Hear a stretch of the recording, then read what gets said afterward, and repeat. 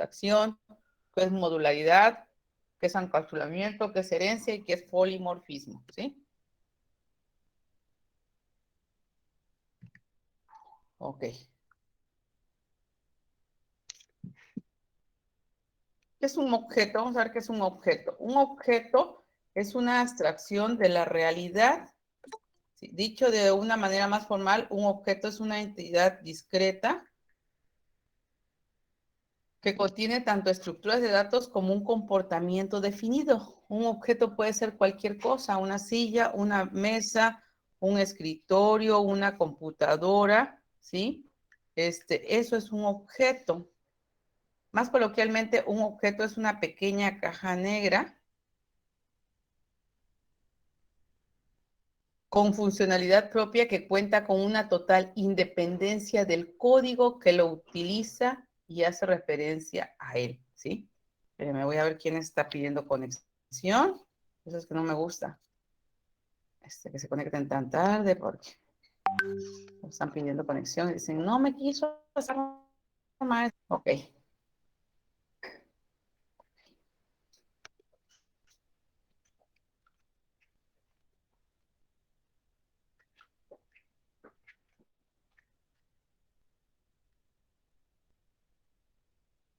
Ok.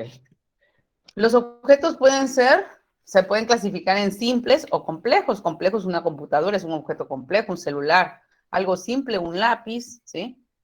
Pueden ser reales o imaginarios, el pensamiento, ¿sí? Concretos y abstractos, ¿sí? Por ejemplo, ejemplos de objetos, un alumno, un profesor, una mesa, una silla, un mesabanco y un pizarrón, ¿sí? Esos son los ejemplos de objetos. Les digo, un árbol puede ser un objeto, una computadora es un objeto, un ventilador es un objeto, ¿sí? Un celular es un objeto que tiene características propias, ¿no? El estado de un objeto es una de las condiciones posibles en las que un objeto puede existir. El estado de un objeto normalmente cambia con el paso del tiempo. El estado son los atributos, las características que lo definen al objeto. El estado de un objeto generalmente se implementa por la serie de propiedades llamadas atributos. ¿Cuáles son las características de un celular? ¿Sí? ¿Cuáles son las características de una computadora? La memoria, el procesador, el disco, se tiene disco duro, disco sólido, ¿sí? Tanto en RAM, qué procesador tiene. Esas son sus características que la definen, ¿sí? Con los valores de las propiedades más las relaciones del objeto pueda tener con los otros objetos. Por ejemplo, las características de un alumno. Un alumno es un objeto que me va a servir ¿para qué? Para un sistema de control escolar, ¿sí? ¿Qué características o qué atributos va a tener el alumno? ¿Qué atributos me interesan del alumno? Su nombre de control, el semestre, la especialidad, ¿sí? Eso me interesa para el sistema de escolares, ¿sí? Esos son los atributos o las características del alumno.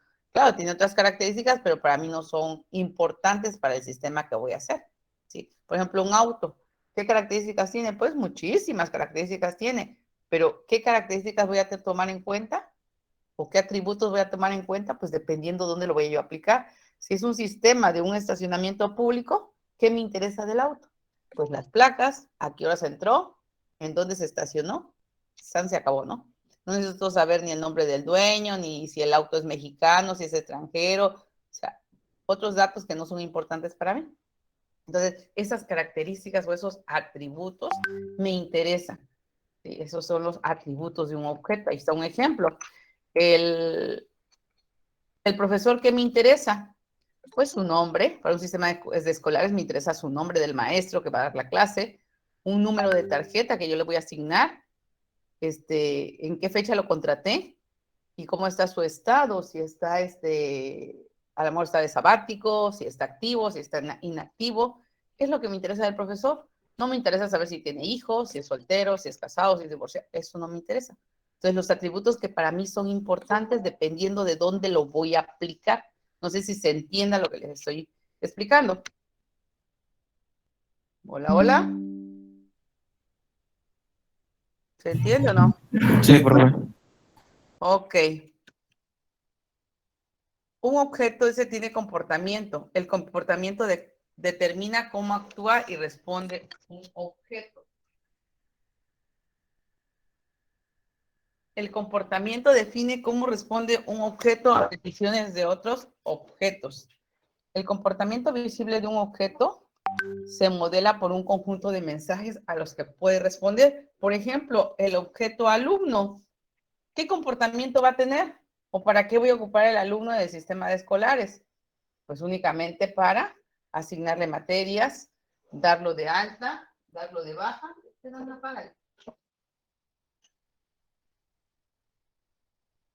¿Sí? Solamente para eso. Para darlo de alta, darlo de baja o para asignarle materias. Ese es el comportamiento que va a tener el alumno. ¿Sí? Aquí está un ejemplo, un sistema de inscripción y el profesor, ¿qué comportamiento va a tener? ¿Sí? Pues le voy a asignar materias o le voy a quitar materias. Eso es lo que voy a hacer con el profesor en el sistema de escolares, únicamente darle grupos o quitarle grupos, nada más. No voy a hacer otra cosa, ¿sí? Ese es el comportamiento que va a tener el objeto profesor, ¿sí? Un objeto tiene identidad propia, ¿sí? La interacción o cómo interactúan los objetos. Los objetos no solo tienen atributos, que son las características que los definen. ¿Cuáles son las características del alumno? Su nombre, su número de control, semestre, especialidad. Esos son los atributos, ¿sí? Si hablamos del auto, ¿cuáles son los atributos? Pues dependiendo de dónde lo voy a aplicar. Si es un sistema de un estacionamiento que me interesa, número de placas, la hora en la que entró y dónde se estacionó. Y ya. Esos son los atributos que me interesan, ¿sí? Si es un sistema de una agencia, ¿qué me interesa del auto? Ah, pues ya son otros atributos. Ya me interesa el color, cuántos pasajeros, el motor, el tipo de llantas, el ring, la tracción, los frenos de disco ABS, ¿sí? Y me interesa si es automático, estándar, o sea, ya son otros atributos que voy a tomar en cuenta del mismo objeto que es el auto. Entonces, depende de dónde lo aplique, son los atributos que voy a tomar en cuenta, ¿sí? Entonces, los objetos no solo tienen atributos relacionados con su forma física, sino que además exhiben comportamientos específicos de su clase, ¿sí? Porque los voy a clasificar a los objetos. ¿Cómo los voy a clasificar? Pues en base a las características que tienen o a los atributos que tienen. Nosotros en la vida real clasificamos las cosas. ¿Qué decimos? Los alumnos de programación, los alumnos de la mañana y de la tarde. Los árboles, ¿cómo los clasificamos? Frutales, madereros. ¿Cómo clasificamos las computadoras? De escritorio y portátil. O sea, tendemos a clasificar las cosas, ¿no? ¿Y por qué las clasificamos? Porque las estamos agrupando. En todos los objetos que tienen las mismas características forman la clase computadoras de escritorio. Todas las otras forman las laptops, ¿sí? Los celulares, los clasificamos ¿por qué? Por sistema operativo, Android o iOS, ¿sí? Entonces, esas son la clasificación. Que, díganle a tantito que me aguanten, ya lo voy a... No se puede así dar clases con esos flojos que no se levantan temprano. Vamos a aceptarlos. Jiménez, hay que levantarse temprano. Ya el lunes entramos a clases, ¿cómo le va a hacer? Bueno, un alumno estudia y aprende, ese es el comportamiento que tiene. Un profesor enseña, evalúa. Una mesa, ¿qué comportamiento puede tener? Puede estar ordenada o desordenada. Una silla ocupada o desocupada. Un mesa banco ocupado o desocupado. Y un pizarrón pintado o borrado, ¿sí? Esos que se levantan tarde, por favor, váyanse acostumbrando a levantarse temprano y a bañarse temprano. Ya vayan haciendo sus simulacros de ir a la escuela, porque ya el lunes ya tienen que con todo, levantarse temprano, porque creo que tienen clases desde las 7 de la mañana. Entonces ya vayan haciendo ensayos. Las clases, decíamos que a los objetos los podemos clasificar o agrupar en clases, ¿sí? ¿Qué es una clase? Pues un conjunto de objetos que comparten características comunes, decíamos, la clase computadoras de escritorio, la clase, la clase autos deportivos, la clase autos de lujo, ¿sí? La clase autos compactos, por ejemplo, ¿sí? La clase libros de matemáticas, libros de física, libros de química. Estamos clasificando, ¿sí?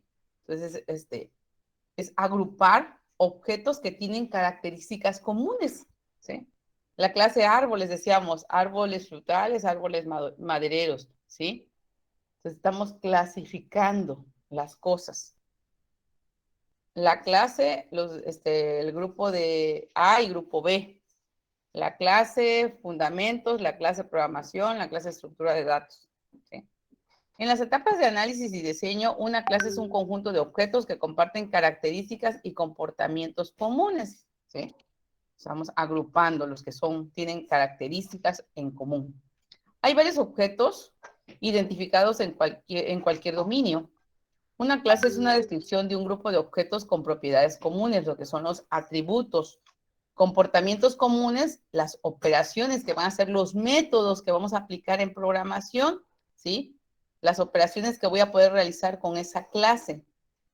Las relaciones comunes con otros objetos, asociación, agregación y semánticas comunes.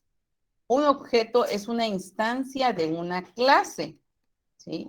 Ya vimos cómo se instancia una clase y cómo se crea un objeto. Eso ya lo vimos el semestre pasado. Instanciamos la clase, creamos el objeto y con el objeto mandábamos a llamar a los métodos. Una clase es una abstracción en la que ella enfatiza características relevantes, suprime otras características. La abstracción nos ayuda a manejar la complejidad, es lo que yo les he venido comentando hasta ahorita. Vamos a abstraer o a sacar lo que para mí es importante. Decíamos, el objeto alumno. ¿Qué me interesa del alumno para un sistema de escolares? Su nombre, número de control, especialidad, semestre, promedio y nada más, ¿sí?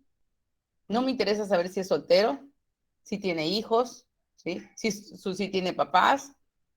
Eso no me interesa, ¿sí? Entonces, a eso se le llama abstracción, sacar lo que para mí es importante.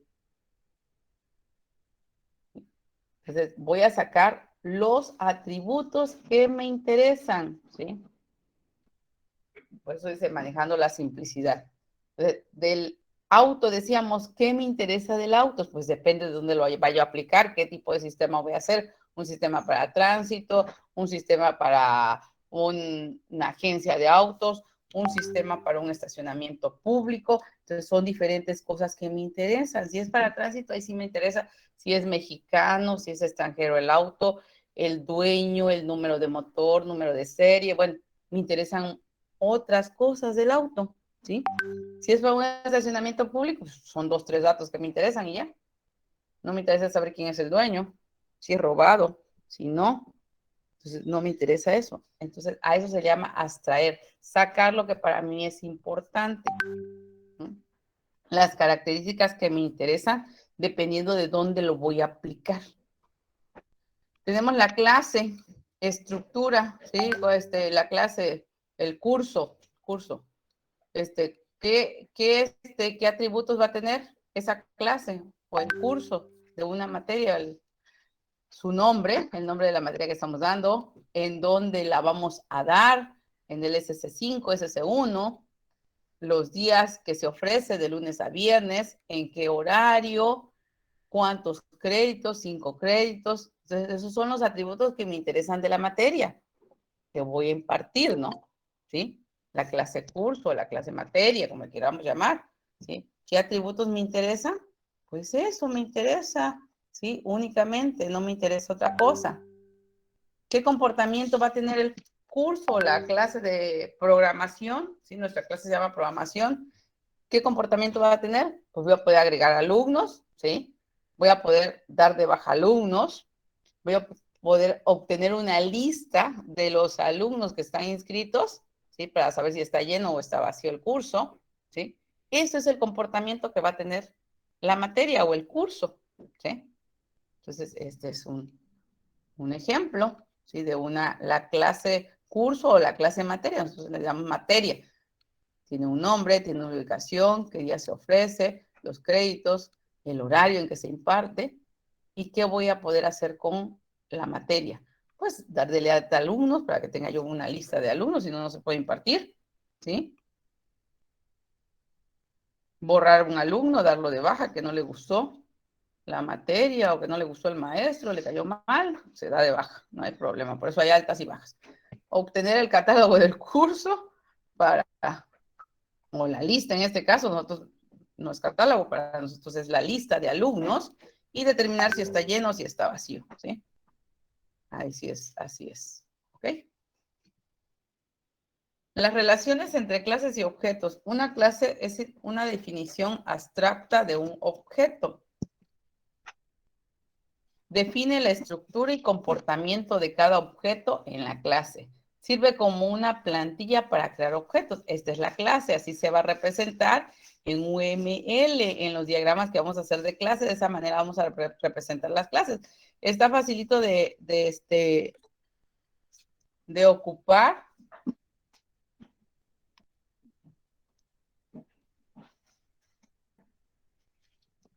Está fácil de ocupar, igual que como ocupamos para hacer los diagramas de flujo y eso, y los pseudocódigos, así también tiene los dibujitos y los vamos arrastrando, ¿sí?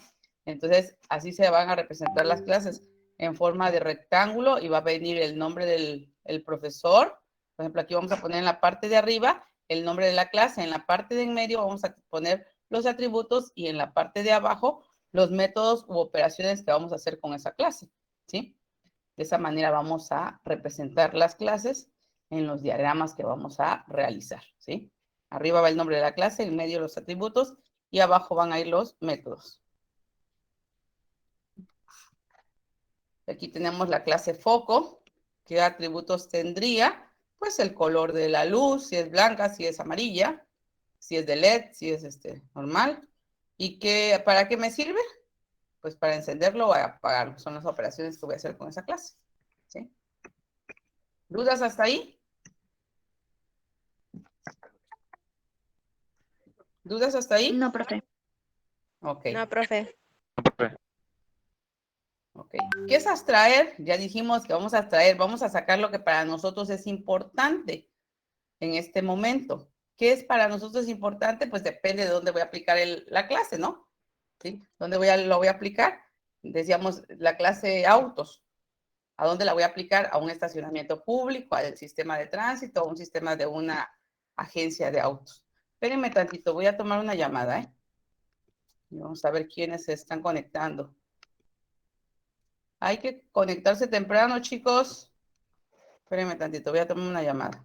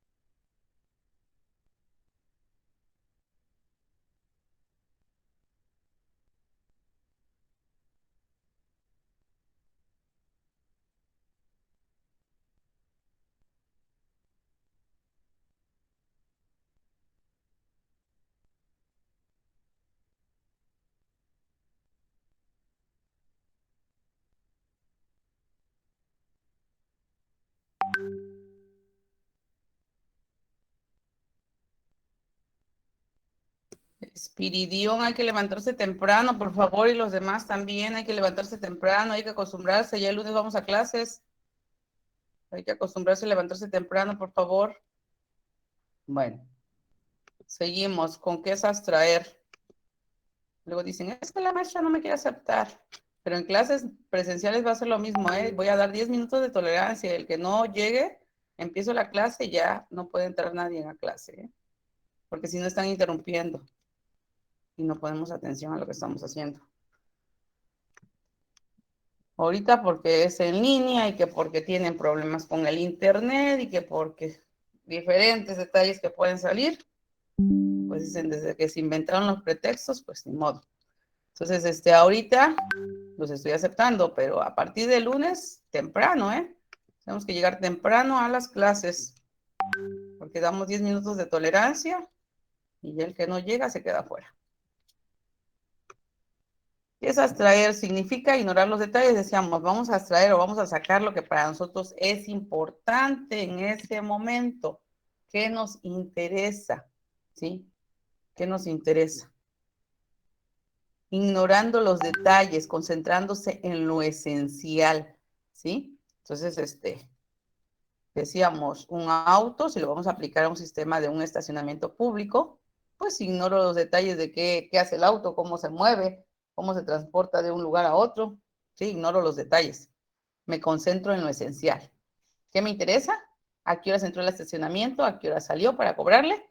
¿Y qué otra cosa me interesa? Pues el número de el lugar que ocupó y ya.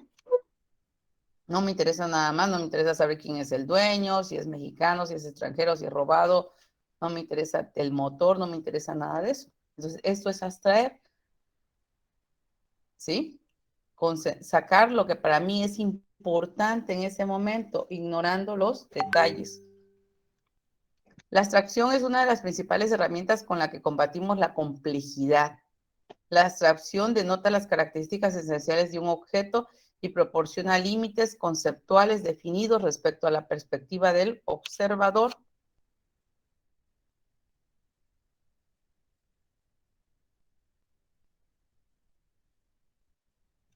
Y ahí está. ¿Desde qué punto de vista lo veo? Si es el dueño nada más lo ve como una bola de pelos que come y que hace pipí, popo. No le interesa otra cosa.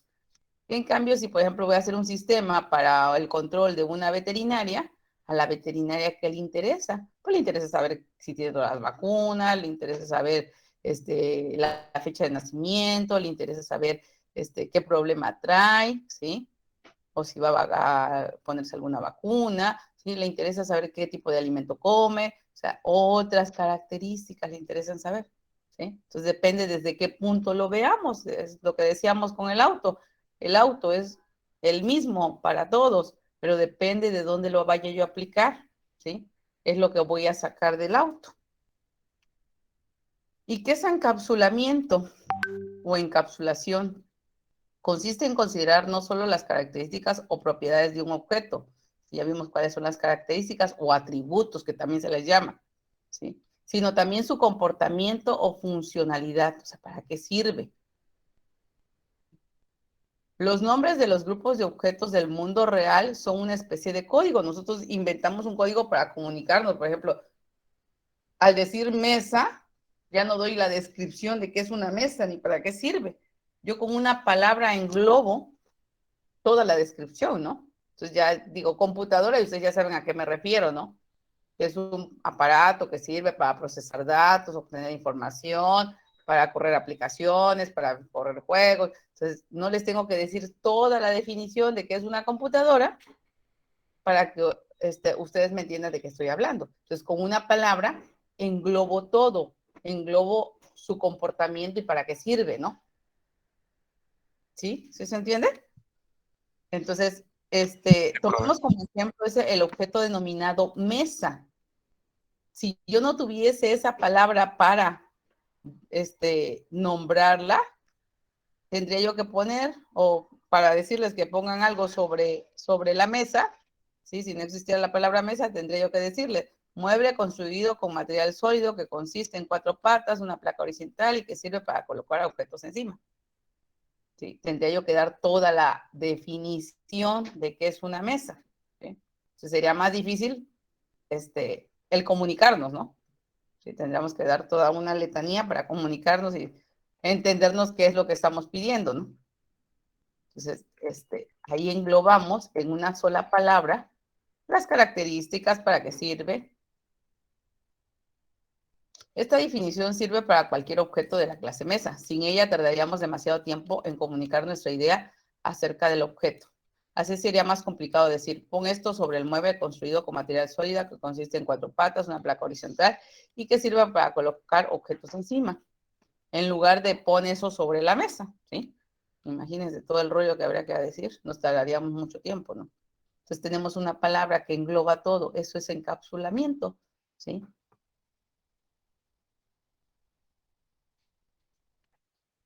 El modelo de objetos maneja en un solo paquete los atributos y comportamiento de los objetos por medio de un principio denominado encapsulamiento. La abstracción y el encapsulamiento son conceptos complementarios. La abstracción se centra en el comportamiento observable de un objeto, mientras que el encapsulamiento se centra en la implementación que da lugar al comportamiento. El encapsulamiento es el proceso de almacenar en un mismo compartimiento los elementos de una abstracción que constituye su estructura, su comportamiento y sirve para separar la interfaz contractual de una abstracción y su implementación. Y ahí está encapsulamiento, ahí estamos encapsulando, estamos agrupando todo en uno solo. ¿Sí? Ahí está el gato, estamos encapsulando sus comportamiento, su funcionalidad. Bueno, modularidad, ya lo vimos el semestre pasado. Al final hicimos modularidad o hicimos métodos que les llamamos, ¿no? ¿Qué es la modularidad? Dividir un problema, en pequeños bloques o pequeños módulos. Decíamos, se aplica en sistemas grandes, donde yo voy a dividir o voy a hacer pequeños bloques de código y que cada bloque de código tenga una función específica. Por ejemplo, el módulo de inscripciones, el módulo de listas, el módulo de Cardex, el módulo de alta de maestros, ¿sí? Entonces voy a tener o voy a dividir un problema complejo en pequeños bloques o pequeños módulos y que cada módulo tenga una función específica. Tengo un sistema de contabilidad, voy a tener el módulo de activo, pasivo, capital, balance general, estado de pérdidas y ganancias, ¿sí? Los clientes, estado de resultados. Entonces, voy a tener diferentes módulos y al final ya voy a tener el sistema completo de contabilidad que me va a llevar a la contabilidad de la empresa.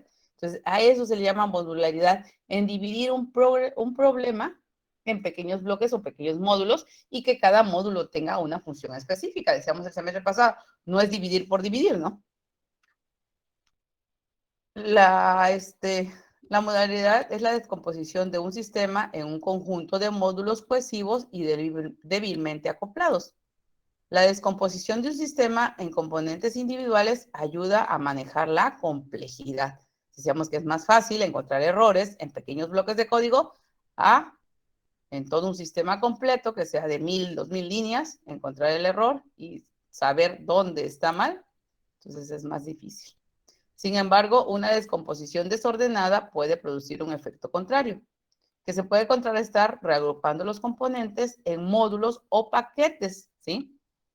Cada módulo debe contener componentes con características afines, de tal manera que faciliten la producción de la arquitectura física de un sistema. Ok. Y ahí está un ejemplo de gráfico de modularidad, ahí está, para que se entienda mejor qué es modularidad. La jerarquía, han visto los organigramas de las empresas, han hecho un árbol genealógico. ¿Sí lo han hecho? El organigrama de la escuela, ¿lo han visto? Hola, hola, ¿siguen ahí o ya me fui del aire? Sí, sí lo hemos hecho. Ok, ok. Bueno, entonces eso es jerarquía. Poner en orden jerárquico las cosas, en este caso en un organigrama de la escuela, en primer nivel, ¿quién está? El director. Abajo, ¿quiénes están? Los subdirectores. Abajo, jefes de departamento, docentes, no docentes o personal de apoyo, ¿sí? Y así se van ordenando de manera jerárquica las cosas. Sí, ese es el organigrama de la escuela, por ejemplo. ¿Sí? Un árbol genealógico, ¿quién está hasta arriba? Pues sus abuelos, de ahí sigue su papá, su mamá, sus tíos, de ahí abajo siguen ustedes, los nietos, y así va, los bisnietos, y así va la jerarquía, ¿no? Eso es jerarquía. La jerarquía es una clasificación u ordenación, o sea, por nivel de importancia, u ordenación de abstracciones. Las estructuras de clase se representan por medio de una jerarquía. Ahorita que hagamos los diagramas de clase, al final de la unidad vamos a empezar a hacer diagramas de clase. Vamos a ordenar de manera jerárquica las clases, ¿sí? La clase alumnos. Abajo, ¿quiénes serían? ¿Cómo los clasificamos? Alumnos de programación, de estructura, de fundamentos, ¿sí? Entonces vamos clasificando en orden jerárquico. Entonces, así vamos a hacer los diagramas de clases que vamos a hacer en forma de organigrama, como si fuera un organigrama. La estructura de clases se representa por medio de una jerarquía que muestra la relación de herencia y con la palabra es un. La herencia define la relación entre clases. Es un, ¿sí? Es un, decimos, por ejemplo, auto deportivo es un auto, donde una subclase hereda de una o más superclases. Los objetos heredan las propiedades y el comportamiento de todas las clases a las que pertenecen, ¿sí? Vamos a tener ahí herencia. En programación manejamos la herencia simple. La herencia organiza y facilita el polimorfismo y el encapsulamiento, permitiendo a los objetos ser definidos y creados como tipos especializados de objetos persistentes. Ahorita vamos a ver por qué el polimorfismo, porque el método va a tomar diferentes formas según donde yo lo herede. Hay dos tipos de herencia, simple y múltiple. En programación en Java únicamente vamos a manejar herencia simple. La múltiple no la tenemos. La simple se da cuando en una jerarquía de clases una subclase solamente pueda heredar de una superclase o clase padre, también se llama. Y a la subclase también se le llama clase hijo. Y en la herencia múltiple, por ejemplo, nosotros tenemos herencia múltiple, pues heredamos de papá y mamá los atributos, las características que heredamos, el color de ojos, el color de cabello, la personalidad, el carácter, ¿sí? El tipo de cara, la nariz, ¿sí? La estatura. Esa es la herencia múltiple, perdón. A diferencia de la herencia simple, en la herencia múltiple, las subclases pueden heredar de más de una superclase, ¿sí? De más de una, pueden ser dos o más superclases o clases padre. Nosotros, por ejemplo, tenemos herencia múltiple. Ejemplo de herencia, por ejemplo, está la clase forma y va a heredar a las subclases o clases hijas, círculo, rectángulo y cuadrado, que va a heredar los métodos, ¿sí? Y aquí se aplica el polimorfismo. ¿Por qué? Porque vamos a heredar el método dibujar, pero se va a aplicar de diferentes formas en la forma de dibujar un círculo, un rectángulo y un cuadrado. O sea, va a tener el mismo nombre, pero se va a implementar de diferente forma según la clase que lo heredó. Igual borrar va a ser polimórfico el método y va a tomar diferentes formas según donde se aplique o la clase donde se aplique. Obtiene color y pon color, ¿sí? ¿Cómo leemos el diagrama? Lo vamos a leer de abajo hacia arriba. Por ejemplo, decimos círculo es una forma, rectángulo es una forma, por eso la flechita va hacia arriba. Cuadrado es una forma, ¿sí? De esa manera leemos los diagramas de clases. Y aquí estamos aplicando la herencia. Vamos a... ¿sí? Y aquí están las subclases o clases hijas. Esta se llama superclase o clase padre. Y las de abajo se llaman subclases o clases hijas. Las relaciones de herencia. Las relaciones también se heredan y deben definirse en el más alto nivel. Bueno, hasta ahí nos vamos a quedar. Ok, ¿dudas hasta ahí? ¿Dudas? ¿Preguntas? ¿O ya se me durmieron? Yo tengo una. A Cuando ver, se adelante. hereda algo, ¿se hereda también sus comportamientos y atributos o solamente los atributos? Dependiendo de qué tenga yo definido en la clase padre. Por ejemplo, aquí en esta clase padre solamente tengo definidos los métodos. Es lo único que voy a heredar a las hijas, los métodos. Si yo aquí tuviese definidos los atributos, que es en el renglón de en medio, ¿sí? Si yo tuviese definidos atributos, entonces voy a heredar tanto atributos como métodos. Y esto se puede escoger qué heredar. Sí, por eso les estoy diciendo, yo voy a decir qué voy a heredar. O sea, yo voy a decir aquí en la clase padre qué atributos y qué métodos voy a tener, ¿sí? porque todo lo que tenga yo aquí en la clase padre lo voy a dar a las clases hijas. Ok, gracias.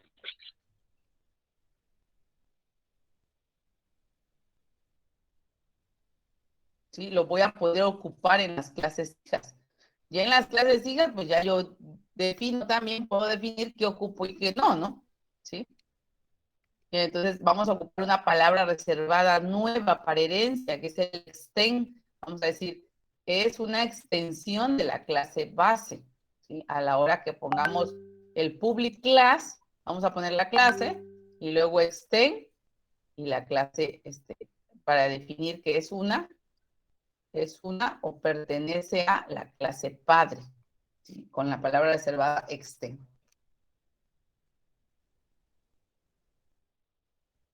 Ok, bueno. Hasta ahí nos quedamos y vamos a checar la tarea. Dejamos una tarea para el día domingo. Están viendo aquí mi pantalla. Resumen, aquí está.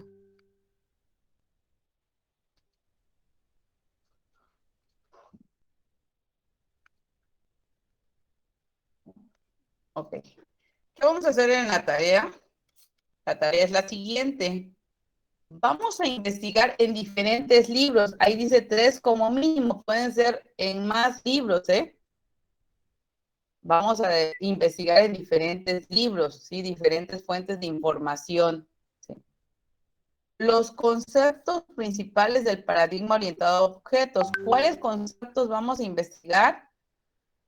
Clases, objetos, abstracción, modularidad, encapsulamiento, herencia y polimorfismo.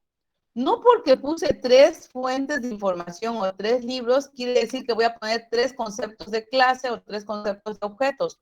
No, ¿eh? Es uno solo. Pero les estoy pidiendo que busquen en diferentes libros, ¿sí? Y de eso que investigamos, pues vamos a hacer un resumen donde pongamos ejemplos de la vida real, donde se apliquen esos conceptos. Podemos poner también imágenes y vamos a elaborar un resumen y lo subimos en formato PDF. La hoja de presentación es igual a la que manejamos el semestre pasado, los mismos datos, ¿sí? Por favor, los nombres de los integrantes del equipo que vayan en orden alfabético y que vayan correctos los apellidos, ¿sí? Yo me apellido Hernández Martínez, pues Hernández Martínez, no Martínez Hernández, porque luego me ponen al revés los apellidos de los integrantes del equipo, ¿sí? ¿Ok?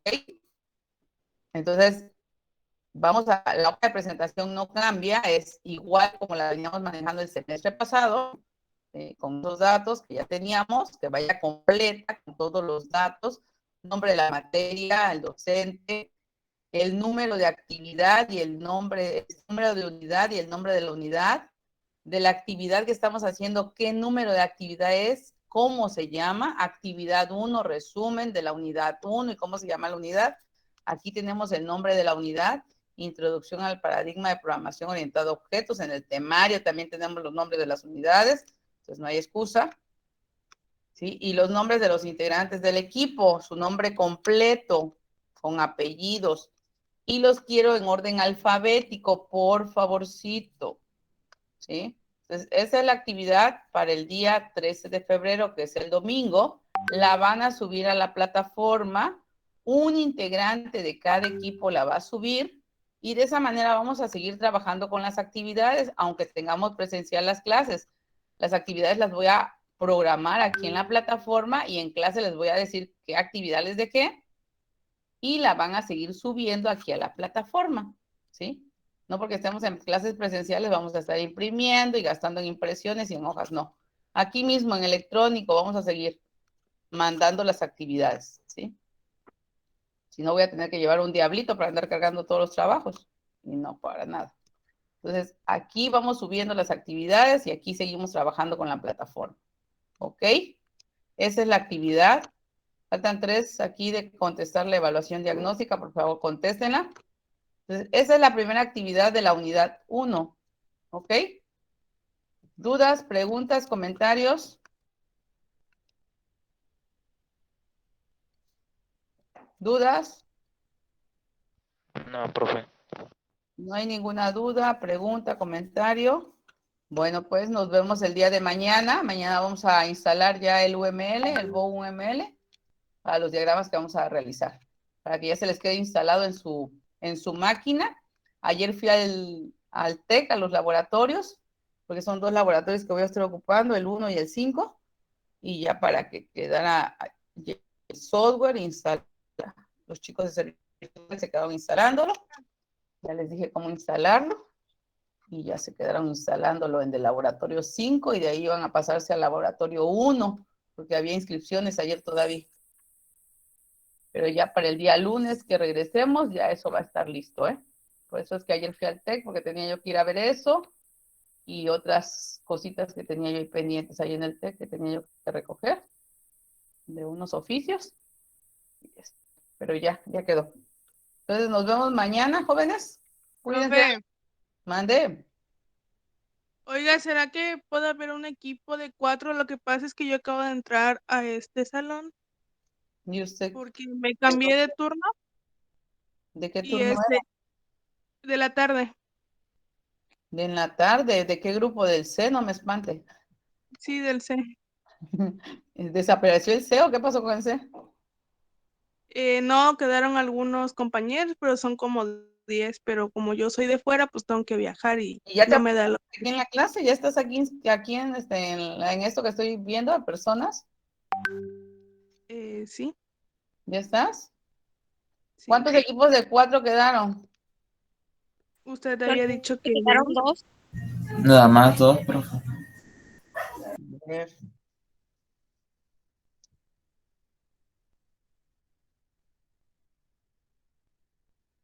Es que ya tengo los dos equipos de 4, ya están. Porque aquí aquí me aparecen 32 alumnos son. Entonces ya tengo 2 equipos de 4, son 10 de 3 y 2 de 4.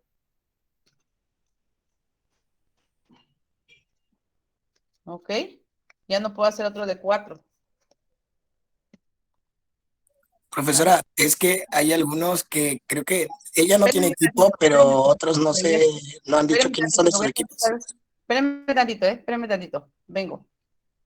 Voy a salir tantito a la puerta, que me están tocando la puerta. Ahorita regreso. Ya me explican bien.